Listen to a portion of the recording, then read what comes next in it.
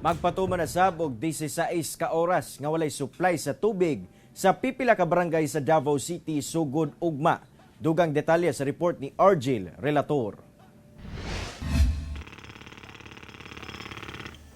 Gisugda na sa mga personahe sa Davao City Water District ang pagkalot sa ilang linya sa tubig nga gilubong sa Libby Road, Barangay Bagogaliera, Davao City. Kinikabahin sa ipahigayon nga installation sa wise trainer o blow-off valve assemblies. Kahinumduman nga niadtong weekend, nagpahigayon sab og samang aktibidad ang DCWD nga niresulta sab sa sobra usa ka adlaw nga water interruption. Para kung naamay mga maabot na or madala na mga debris, kung naatay mga interruption or mga leak repairs, no, makasulod sa ato ang linya, dili mulahos didto sa ato ang pressure regulating valve. Napatay first line of defense.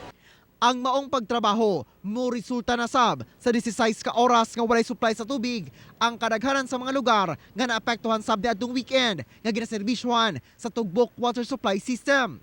Sugod ugma November 10 gikan alas 10 sa buntag hangtod sa November 11 alas 2 sa kadlawon. Walay supply sa tubig ang mga taga-barangay Talomo proper. Pipila ka lugar sa barangay Bago Aplaya. Dunasay apektadong mga lugar sa Bago Galiera. Pipila ka lugar sa Ulas ug Sapuan.